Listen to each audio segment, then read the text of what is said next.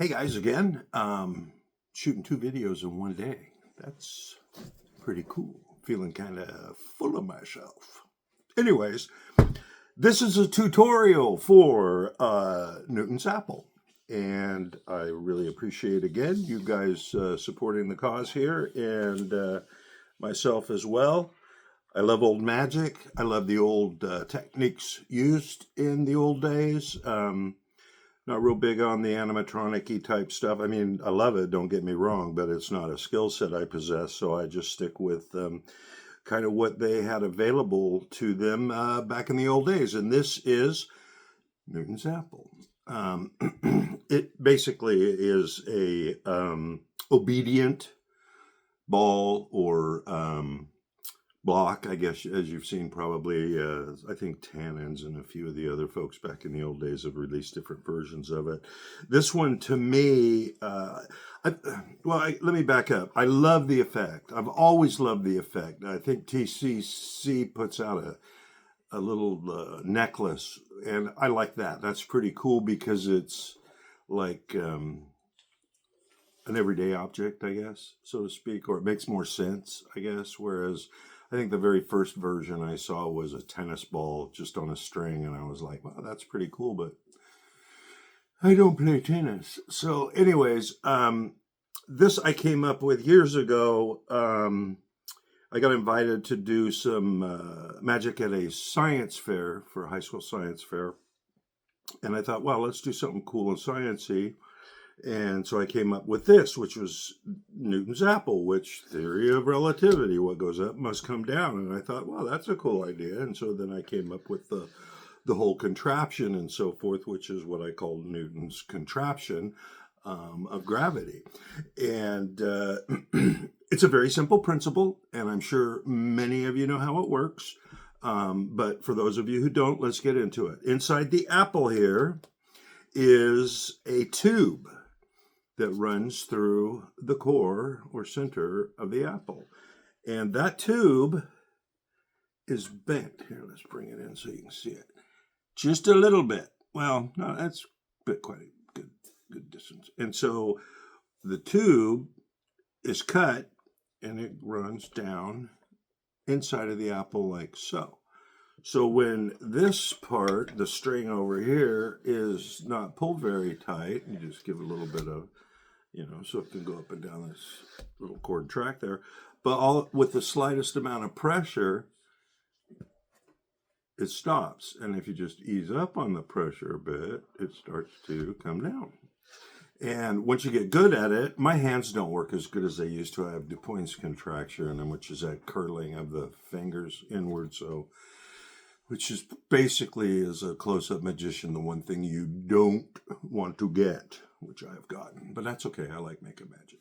So it just kind of hangs up there, and you just let go of the friction a little bit. And so what's happening is this cord's being pulled taut inside the apple here through the tube, and it's causing a little bit of friction, so it stops. And then as you get really good with it, you can even do the whole deal where it just kind of, you can get it to go here. I always just kind of put my finger here. That way it stops where I want it to.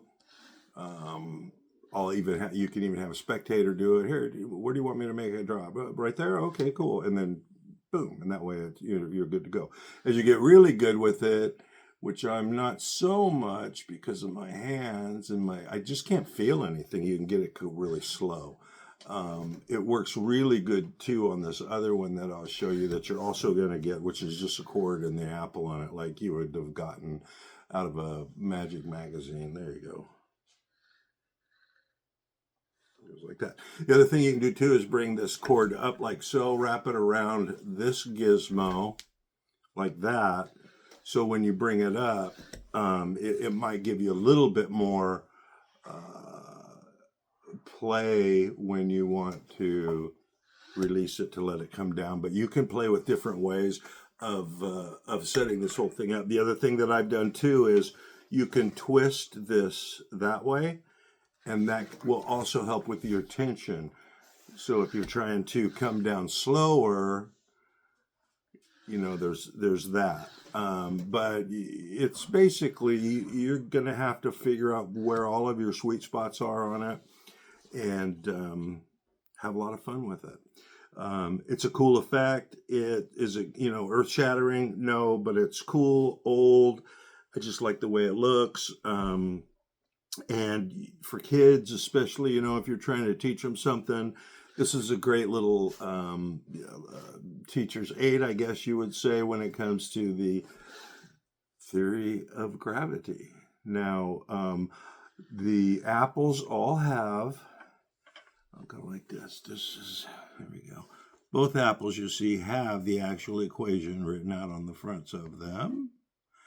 And a very smart-ass buddy of mine who teaches science pointed out when I first started making them, I had put Einstein's theory of relativity across 4 of them. So I had to reduce some apples, but that was my bad. Okay, so that's how this works. It's basically this little rod thingy, or excuse me, ring is on this pole. Okay, comes down like that, and just by pulling on it just a little bit, boom, you get some, a little bit of play.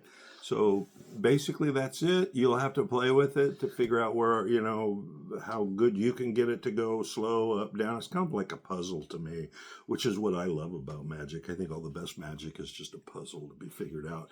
The other thing I'll tell you too is if you do it this way when you're performing it for your folks, I think it takes less heat off of the back and what you're doing back here. So when you're doing this and they're just thinking you're kind of holding the pole and you can get it to do your thing. I like to use a Sharpie marker, and I'll show you why here in a minute as my little magic wand, the modern day magic wand, the Sharpie marker. Ooh.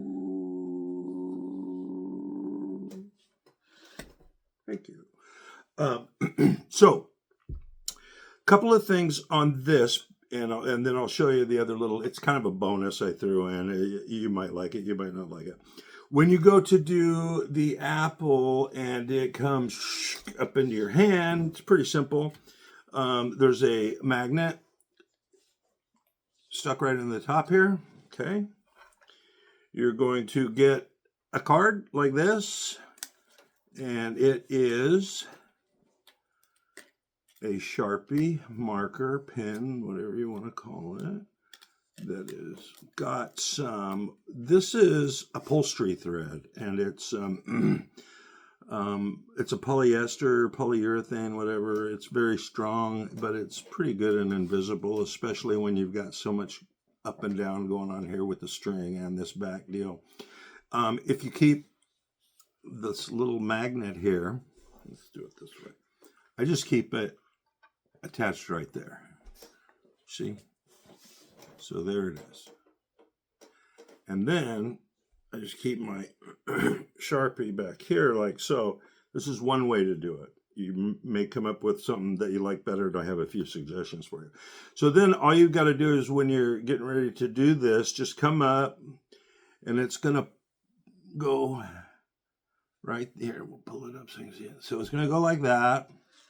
And then you're going to come across, and you'll notice when I come across, if I just go down like that, it wants to attach to the magnet that's already in the top. So then all you got to do is pick up your Sharpie, make sure that you have the thread between in the crotch of your thumb and index finger, and you'll come up to the top like so, doing your little magical gestures, and then just by pulling, or just, in the event of moving the pen or putting it into your pocket, the apple will come up, it'll disengage from the magnet, and you're good to go. And you come back. Generally, it'll just stay kind of hung up there. It's a great little parlor trick. Close up, sure, you could do some close up with it. The thread thing, I don't know, it might go by them, it might not, depending upon, how much alcohol I think is involved.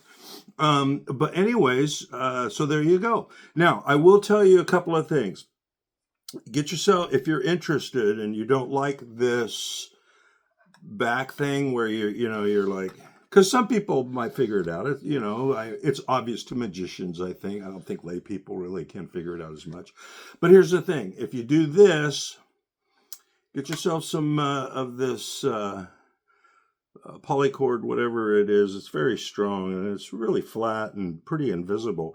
If you just tie some of that to your ring back here and have it come down and make a loop, you'll have to, figure out the distance and the measurement and stuff, but you can wrap that loop around your foot. So when your foot is down here and you've got this black cord here, well, by putting your foot down, you can bring this down just a bit too.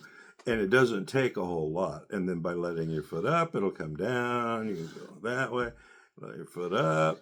So you've got options to where if you want to have both hands free, you can do that. The other thing is too, you can take the Sharpie and stick it into your jacket pocket, your pants pocket, down the front of your pants. Just be careful that you don't put it in too loose, because if you put it in too loose, the chances of pulling the Sharpie out while the apple's going up can happen. It's happened to me once or twice when I was trying to figure it out. So there's that.